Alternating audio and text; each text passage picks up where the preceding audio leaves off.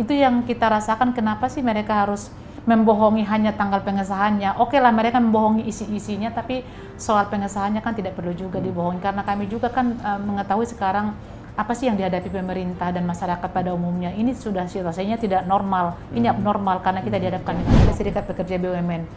Tapi saya tidak mendengar suara mereka dalam hal ini sekalipun.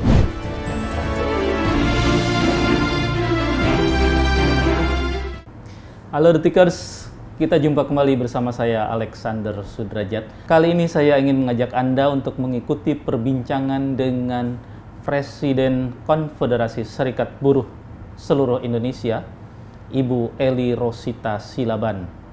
Tentu saja terkait isu yang sedang panas-panasnya, yaitu pengesahan Undang-Undang Omnibus Law Cipta Kerja yang oleh sebagian orang dianggap dipercepat. Karena sebelumnya kita dengar undang-undang ini baru akan disahkan pada hari Kamis besok, tetapi DPR dan pemerintah telah menetapkannya pada Selasa malam kemarin. Terkait sejumlah pasal yang menjadi keberatan dan catatan-catatan lainnya, saya akan menggali langsung dari Ibu Eli Rosita. Apa kabar Ibu Eli? Ya, terima kasih Mas, kabar baik dan kabar agak kurang baik juga di pikiran. Oke, kurang baiknya Pak terkait ya, pengesahan RUU itu ya? Terkait pengesahan Undang-Undang Omnibus Law yang kemarin yang memang kita merasa ketipu juga sih, karena disebut tanggal 8 tapi ternyata jadi tanggal 5 dan itu di luar dugaan kita semua. Yang mengabarkan bahwa undang-undang itu awalnya akan disahkan tanggal 8 siapa sebetulnya, Bu? Dari pemerintah atau dari DPR? Di Indonesia ini kan kita sudah sangat akrab sekali dengan berita-berita hoax gitu ya.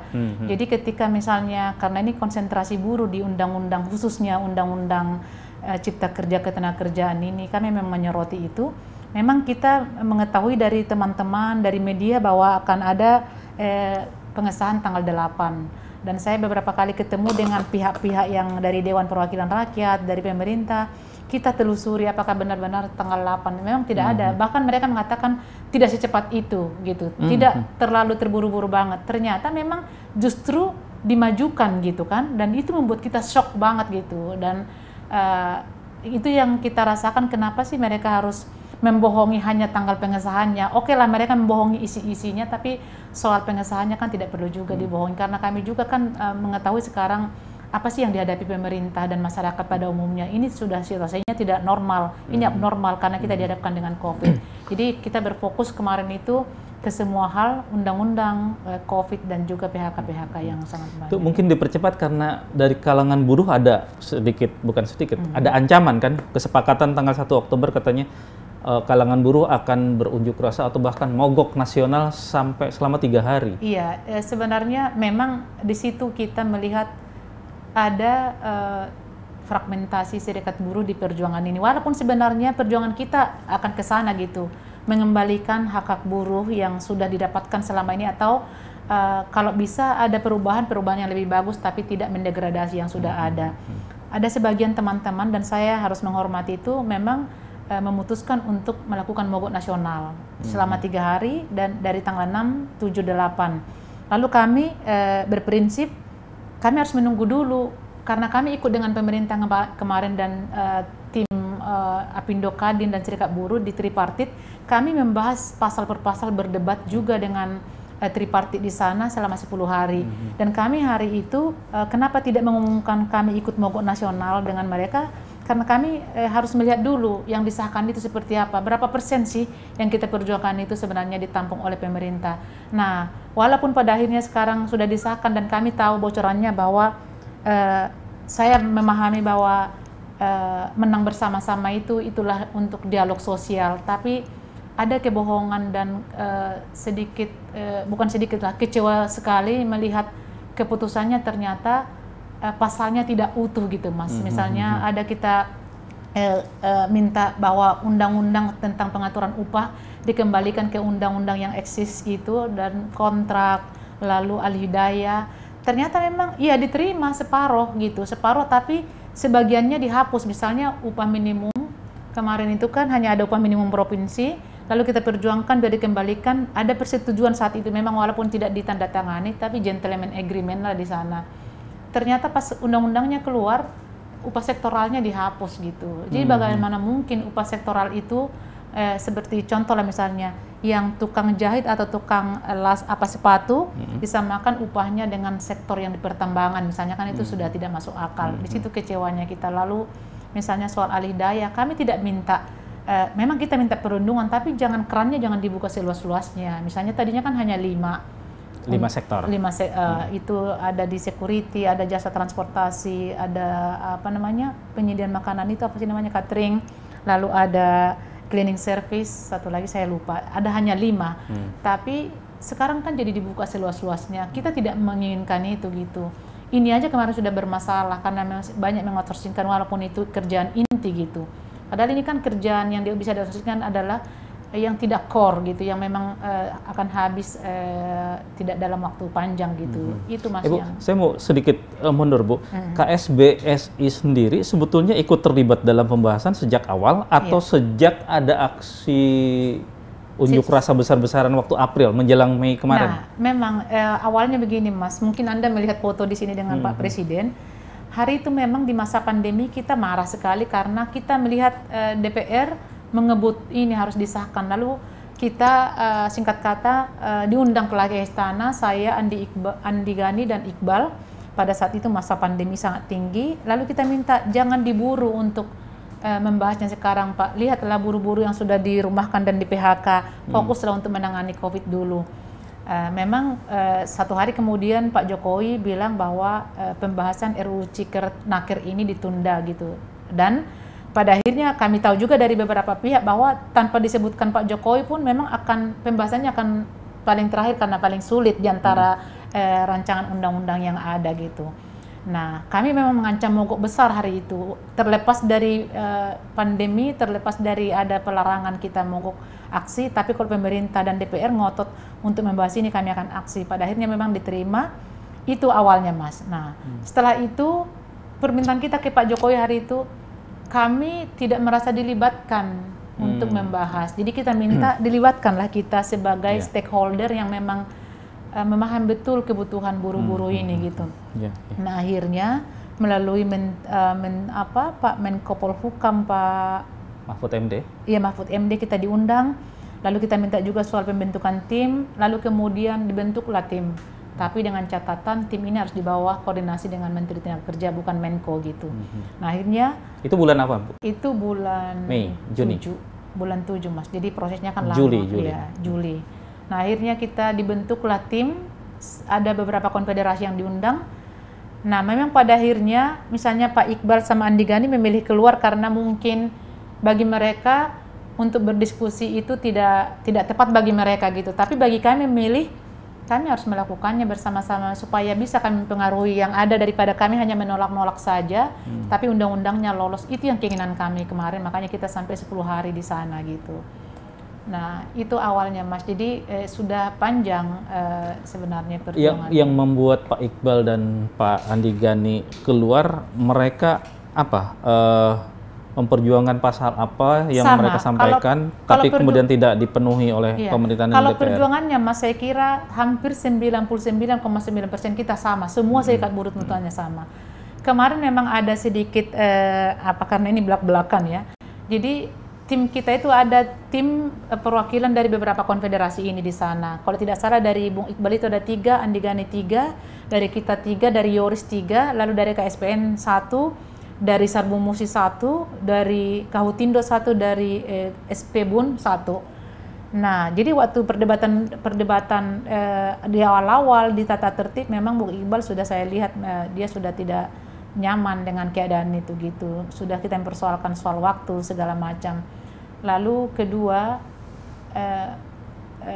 kita semua konfederasi ini sudah memiliki position paper, kertas posisi tentang analisa kita mengkritisi undang-undang ini, pasal mana sih yang memang merugikan. Bung Iqbal memang sudah ada bukunya tersendiri dan itu diserahkan ke Apindo pada saat itu. Nah, diserahkan ke Apindo. Lalu Apindo ini menanya ke masing-masing konfederasi apakah ini benar draft bersama. Lalu kan konfederasi-konfederasi yang hadir mengatakan Tidak tahu ya menau. tidak, karena kita kan punya kertas posisi masing-masing. Nah memang Apindo di situ, saya melihatnya memang, maksudnya saya tidak ada di situ, tapi sekjen saya ada 3 orang dari sini. Apindo itu mengembalikan itu ke Iqbalnya di hadapan orang, mungkin disitulah Iqbalnya tidak terima gitu, merasa dipermalukan gitu. Misalnya Apindo kan bisa saja misalnya wise mereka setelah coffee break, Bung saya kembalikan ini ya gitu. Jadi dari situlah awalnya, lalu Bung Iqbal menelepon saya, Mbak kita harus keluar karena draft kita ditolak sama gitu. Apindo. Saya memang agak marah, kok bisa arogan sekali dengan keadaan ini Mas, aku bilang. Kenapa pengusaha menolak? Iya, nanti Bung Andi akan menelepon Mbak. Kami kan bertiga kemarin NPBI Mas, mungkin tahu itu. Jadi saya tunggu-tunggu, malam saya tunggu sampai besoknya, sampai berbulan-bulan kemudian Andi tidak menelepon saya. Jadi saya kira ya sudah. Tapi dari Bu Eli juga tidak ada proaktif untuk menanyakan apa sebetulnya yang terjadi. Saya kan kalau saya menanya Bung Iqbal kan dia kan sudah cerita sama saya, tapi kan saya harus melihat juga mendapatkan juga informasi dari yang lain biar imbang gitu. Kalau memang benar Apindo menolak kita, ya saya juga akan keluar dari situ gitu kan. Masa sih kita nggak dihargai sebagai orang yang memang untuk bisa berdialog dengan mereka. Saya coba SMS Andi, lalu saya telepon dia juga tidak diangkat gitu karena memang beliau pakai nomor luar negeri ya, jadi agak susah menelepon dia gitu. Nah akhirnya kami putuskan, karena kami membawahi 10 federasi yang berbeda di sini berafiliasi ke kita, kami putuskan berdasarkan suara mereka bahwa mereka tidak setuju kalau kami keluar, harus tinggal bersama-sama tripartit. Karena bagaimanapun kita harus bisa mempengaruhi pasal yang ada, itu ceritanya Mas. Itu peristiwa itu kapan Bu persisnya terjadi Bu? Kalau tidak salah Juli, dari tanggal 10 sampai 23 Juli mereka di karantina untuk membahas itu. Jadi itu yang tinggal itu kemarin adalah KSBSI, KSPN, KSPSI-nya Yoris, lalu Sarbu Musi, lalu ada Federasi Serikat BUMN atau Perkebunan, lalu satu lagi Kahutindo. Itu yang kemarin tinggal. Nah kemudian dalam perjalanannya tanpa Pak Iqbal dan Pak Andi Gani, poin-poin apa, pasal-pasal krusial apa yang berhasil diperjuangkan oleh Ibu dan teman-teman? Ya sebenarnya sih walaupun kita tinggal dengan tim kemarin itu segalanya tidak mudah ya, karena kita juga mendengar kepentingan pengusaha dan pemerintah di sana, lalu kita kepentingan serikat buruh. Kami memang menyoroti ada beberapa pada saat itu ya Mas, misalnya soal kerja kontrak. Kami soroti itu jangan kontrak seumur hidup lah gitu. Lalu ada kedua soal alih daya yang saya bilang tadi, jangan dibuka seluas-luasnya. Yang 5 aja kemarin sudah banyak juga masalah-masalah, ini kok masih lebih dibuka lagi gitu. Lalu yang ketiga misalnya soal pengupahan. Kan yang eksis itu kan kita ada upah minimum provinsi, kabupaten, kota, ada sektoral. Ternyata kan hari itu hanya upah minimum, jadi kami perjuangkan harus dikembalikan ke yang ada. Memang pada akhirnya di hasilnya sekarang upah padat karya yang dihapus, tapi sektoral, upah padat karya dihapus, sektoralnya juga hilang gitu kan. Jadi tidak sangat memuaskan. Lalu ada soal pesangon. Pesangon memang bisalah dilematis sebenarnya. Yang saya lihat memang banyak sekali, hari itu kan 32 bulan gaji, dan santer kabar terdengar jadi 23, tapi yang diketok akhirnya jadi 19 gitu. Nah, ini memang juga mengejutkan kita karena sempat kita terima bahwa 23 akan dibayar pengusaha dan 9 akan dibayar pemerintah melalui jaminan kehilangan pekerjaan gitu. Nah, sebenarnya masih banyak sekali yang akan dikerjakan oleh stakeholder ini nanti Mas, karena akan ada peraturan pemerintahnya kan. Lalu ada misalnya soal TKA. Kami sih tidak terlalu menyoroti banget TKA karena gini, kami memaklumi bahwa kita juga mengirimkan tenaga kerja ke luar negeri ya. Kita melihat ke Malaysia, Arab Saudi, Hong Kong, dan itu rata-rata domestic workers. Kalau misalnya diperlakukan kita seperti itu juga kan sedih juga gitu. Misalnya kita diusir atau ditolak di kasih spanduk. Yang kami soroti adalah memang jangan pemerintah ini sekarang ini di saat kita menghindari diri dari penyebaran COVID dan kita diban oleh 59 negara dan kita welcome sekali dengan mereka sekarang. Persyaratannya adalah begini, kalau memang dia tenaga expert yang mempunyai high skill, nggak apa-apa datanglah ke sini gitu, dan dia harus transfer ilmu ke buruh yang memang bersama mereka nanti. Jangan juga mereka mengambil posisi-posisi yang bisa dikerjakan oleh warga Indonesia yang memang kita tidak kekurangan tenaga kerja untuk posisi-posisi itu. Nah Bu, kalau terkait percepatan pengesahan undang-undang sendiri, alasan sebetulnya apa Bu yang Ibu dengar? Saya tidak tahu sehingga ya Mas. Ibu sendiri merasa dibohongi Iya, gitu kan? saya tidak tahu sebenarnya ya kenapa gitu. Apakah misalnya karena adanya ancaman mogok nasional, lalu ini kalau sudah diketok kan tidak ada lagi artinya mogok. Karena memang tidak serta-merta kami bisa merubah undang-undangnya lagi sekarang, kecuali memang kita turun total, benar-benar total semua pekerja 47 juta formal itu, atau misalnya kalau ada yang tersakiti yang non formal itu bisa menekan pemerintah mengeluarkan perpu, tapi itu saya sangat sedikit sekali pesimis soal perpu dikeluarkan. Memang pada akhirnya saya lihat semua serikat buruh menolak sekarang setelah kita lihat yang sudah terjadi, dan kami tadinya yang memang belum memutuskan menolak, tapi sekarang kami sudah dalam grup yang menolak juga. Memang langkah selanjutnya akan kita lakukan adalah judicial review di Mahkamah Konstitusi, tapi itu kan harus dipersiapkan dulu dong, nggak bisa serta-merta, dan kita harus telusuri dulu pasal-pasal mana sebenarnya gitu. Saya sih memang saya mendukung aksi-aksi yang dilakukan teman-teman, tapi kalau sampai anarkis itu juga saya tidak setuju Mas, karena sedih sekali perasaan saya melihat itu. Terus terang, saya menyuruhkan mogok nasional tidak akan terancam jabatan saya sampai 2023 sebagai Presiden Konfederasi Serikat Buruh seluruh Indonesia. Yang saya pikirkan adalah dampak dari aksi mereka ini nanti, dari mogok ini, ketika misalnya mereka dirumahkan oleh manajemen karena berkerumun, kan itu misalnya isolasi mandiri 7 hari atau dan gaji tidak dipotong karena sudah ada pengalaman, siapa yang bertanggung jawab untuk gitu-gitu. Atau misalnya ada pengusaha yang sebenarnya sudah terlanjur sakit hati dengan kelakuan teman-teman yang anarkis, akhirnya mereka benar-benar tutup pabrik dan tidak memberikan pesangon gitu. Apakah serikat buruh kami ini bisa bertanggung jawab untuk mengembalikan mereka mendapatkan pekerjaan itu kembali? Itu yang sebenarnya yang membuat saya sangat dilematis untuk menyerukan mogok nasional, karena yang sebenarnya yang kami musuhi ini dalam tanda kutip kami lawan itu kan sebenarnya bukan manajemen di dalam pabrik, tidak ada salah mereka. Undang-undang itu kan diketok oleh DPR. Lalu undang-undang yang ada ini disiapkan oleh pemerintah, yang membuat daftar isian masalah adalah DPR.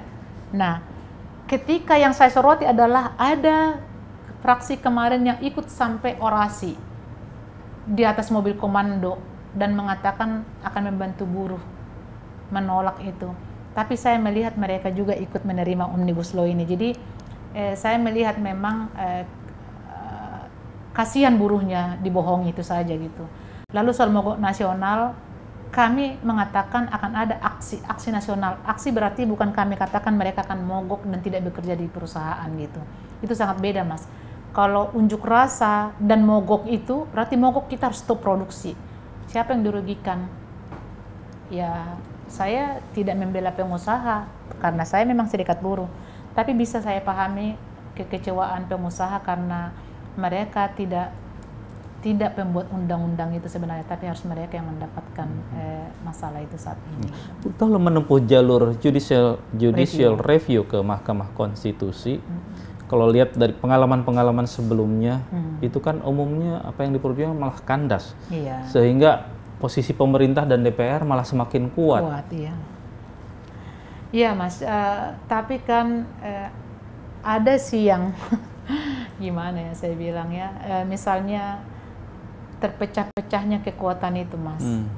Nah misalnya nih, kan banyak sekali karyawan dan buruh ini yang menjadi anggota serikat pekerja. Ada serikat pekerja BUMN, tapi saya tidak mendengar suara mereka dalam hal ini sekalipun, statement atau apapun gitu. Jadi ada seperti penitipan nasib bahwa yang berjuang itu adalah kelas kami, nanti yang menerima hasil akan semua gitu. Jadi hanya menunggu hasil-hasilnya saja. Nah ketika ini terjadi, semua ribut menyalahkan kita. Apalagi kita dilihat ke istana dan diserang bahwa kita sudah kong-kali-kong kompromi ada menerima sesuatu jabatan. Apalagi lihat foto berdua dengan Bapak Presiden. Kalau ini saya bisa bela karena hari itu tidak ada kesepakatan apa-apapun. Tapi yang kemarin itu memang karena beredar juga foto saya Mas kemarin, dua petinggi serikat buruh diundang ke istana, tapi foto saya dengan Andi dibuat. Jadi saya udah protes ke CNBC ya, saya nggak tahu itu media mana. Nah, karena gini, yang di situ kemarin itu saya nggak tahu permainan siapa ya. Mereka dipanggil ke istana, di saat yang sama DPR itu membahas dan mengetok gitu loh. Jadi sepertinya ini ada apa gitu. Kenapa ketika pimpinan serikat buruh dipanggil ke istana, tiba-tiba DPR dengan leluasa mengetok palu itu gitu. Jadi itu dari Mas Iqbal dan Mas Andi Gani, ada penjelasan nggak? Apa yang mereka bicarakan dengan Presiden Jokowi memang kemarin? Sampai saat ini tidak ada berita apa-apapun dari hasil pertemuan. Biasanya kan di media juga rame, tapi media aja memframing yang macam-macam, ditawari jabatan. Iya kan sempat beredar juga kan di antara kami itu di grup-grup WA bahwa ada tawaran untuk jabatan politik bagi mereka berdua gitu kan. Itu memang tersebar Mas, tapi saya juga tidak mengetahui bahwa itu benar atau tidak karena kita tidak mendengar dari sumbernya kan. Karena sampai sekarang juga orang-orang dekat kita yang selalu menghubungi kita entah dari pihak kepolisian lah atau dari mana, mereka juga justru nanya-nanya ke kita apa isi pertemuan itu. Ibu, saya lihat kan Ibu selain dengan Pak Jokowi ini ada dengan Ibu Menteri Tenaga Kerja, dengan Kepala KSP, Sekretariat Presiden, sama Pak. Berkomunikasi dengan kedua pejabat itu nggak, Bu? Kok begini Pak jadinya? Kok kami merasa dikerjain, dibohongin? Kalau langsung ke Pak Jokowi kan tidak, tapi kan kita melalui pembantu beliau. Ke Pak Muldoko, iya, misalnya ada Pak Joko sampai tadi pagi, Mbak bagaimana perasaannya dengan hasil yang sudah diketok? Saya bilang saya kecewa Mas dengan pemerintah, kita kan bersama-sama, tapi ternyata kita... Ibu yang menelepon Pak Muldoko? Enggak, anak buahnya Joko namanya. Jadi saya kira itu pasti disuruh dari Pak Muldoko. Pagi-pagi saya nggak simpan nomor beliau itu, tapi siapa ini dari KSP namanya Joko gitu. Jadi saya jelaskan kekecewaan kita gitu. Karena saya kira kemarin dengan tinggalnya kami di sana, Mbok ya pemerintah melihat kita berupaya menyelamatkan mereka dengan menampung sebagian aspirasi kita Mas, tapi saya tidak menemukan itu. Jadi kayak semacam diperalat aja ya, begitu sedih saya. Jadi, perwakilan buruh ikut terlibat dalam pembahasan tuh. Pemerintah tidak tahu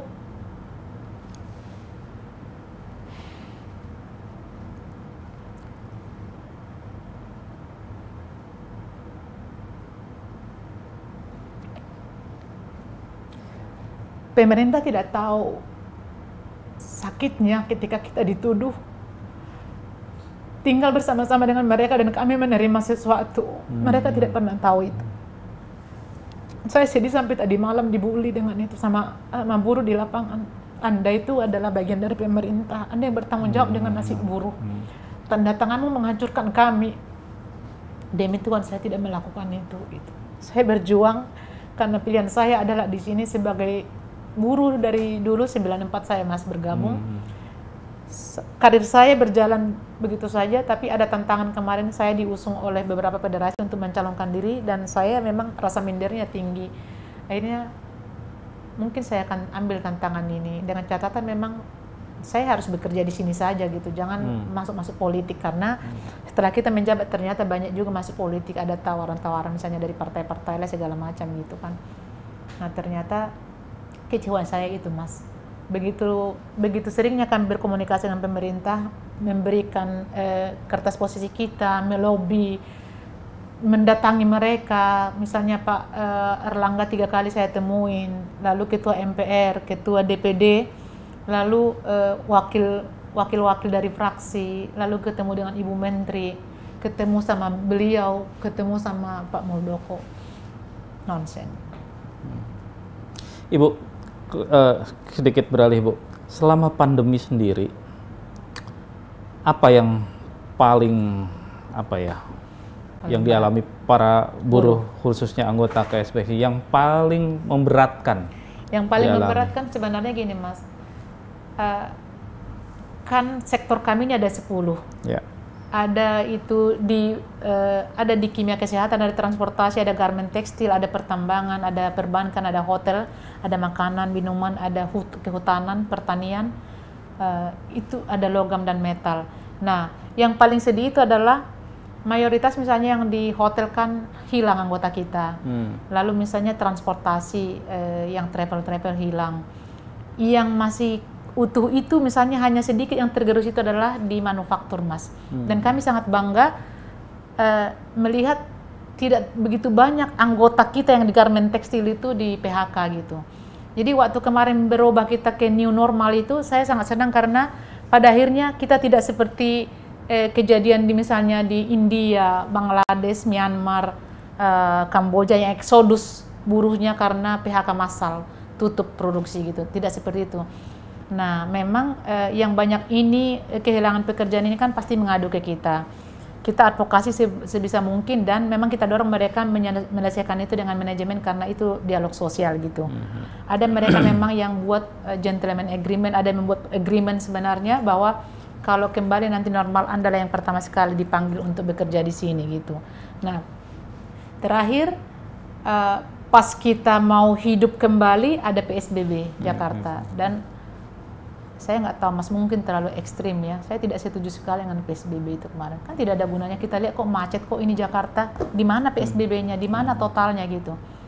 Lalu pernyataan gubernur juga kan itu menghantam semua perekonomian kita karena merugi tiba-tiba.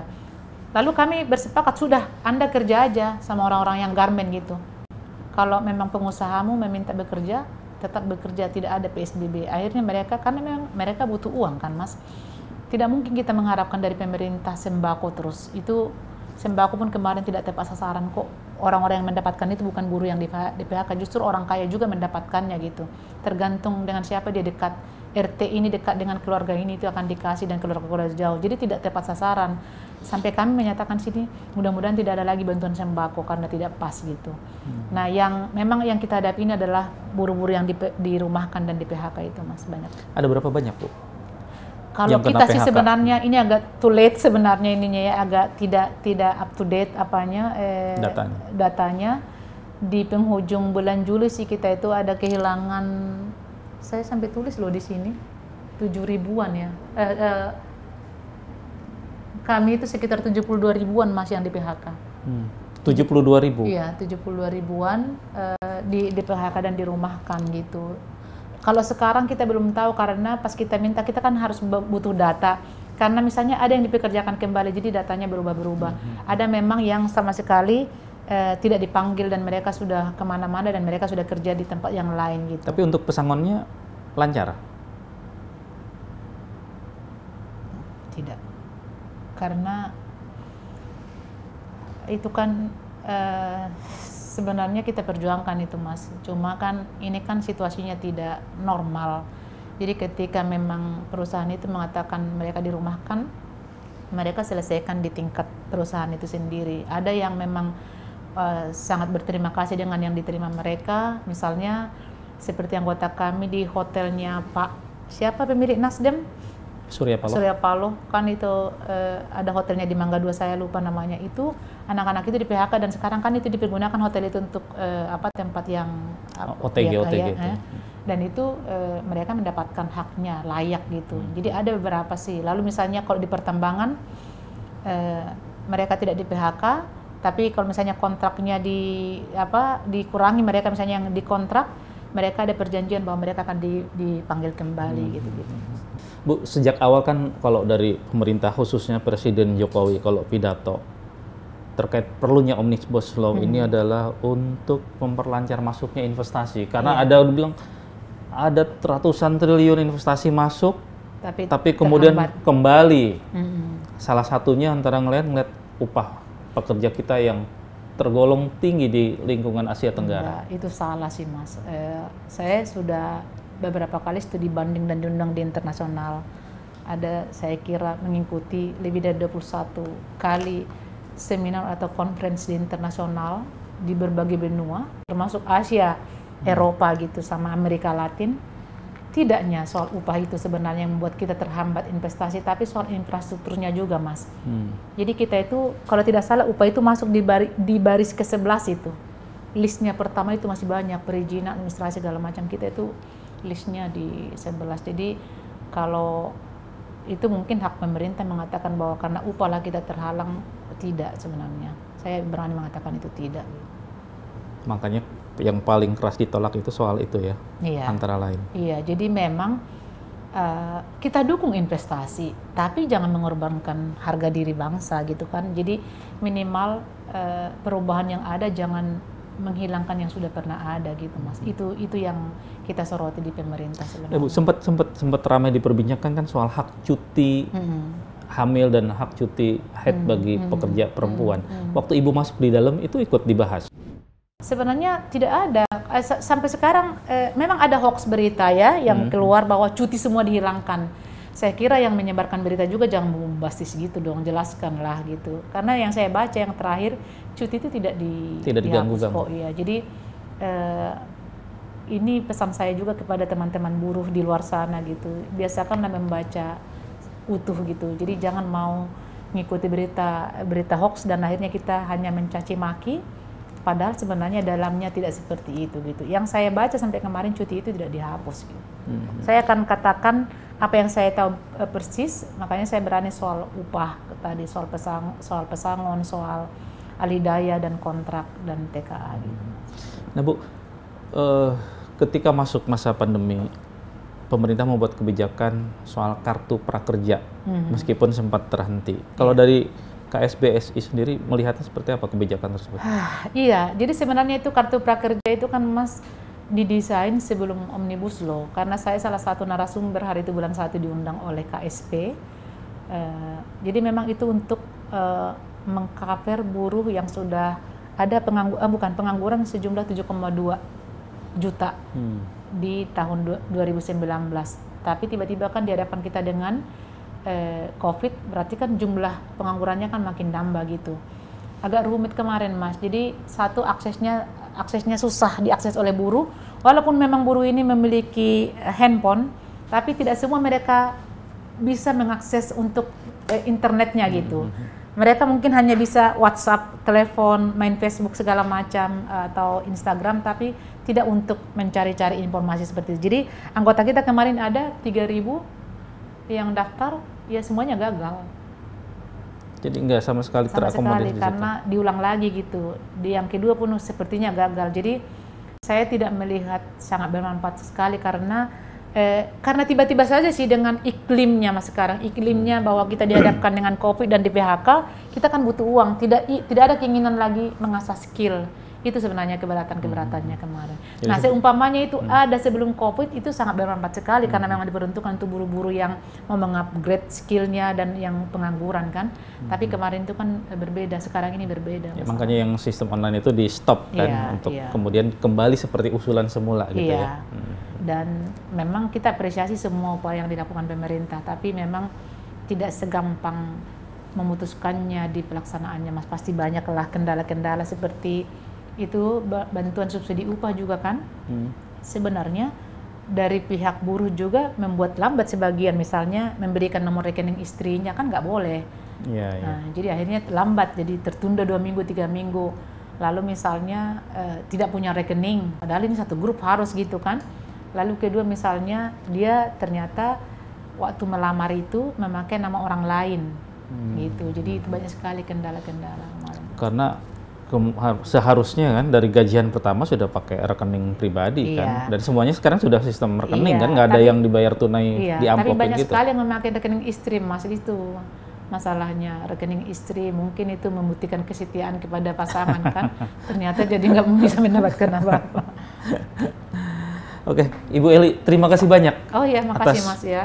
Perbincangan, semoga pemerintah DPR khususnya Jokowi Presiden Jokowi berkenan mendengar keluh kesah dan jeritan hati Ibu dan teman-teman buruh. Dan semoga perjuangan Ibu berikutnya dan kawan-kawan untuk mengajukan judicial review juga membuahkan hasil seperti yang diharapkan. Terima kasih banyak Mas. Jadi saya senang diwawancara karena saya bisa berbagi ini dan mudah-mudahan banyak juga orang mendengar bahwa kami tidak menuntut yang muluk-muluk. Kami tempatkan kami itu di mana gitu. Jadi kami harus berjuang untuk buruh karena kami memang melihat tanpa mengabaikan yang bagus diberikan pemerintah, tapi kami harus mengkritisi kebijakan yang memang tidak pas pada saat ini. Gitu. Oke, terima kasih banyak. Terima kasih banyak Mas. Ya, selamat.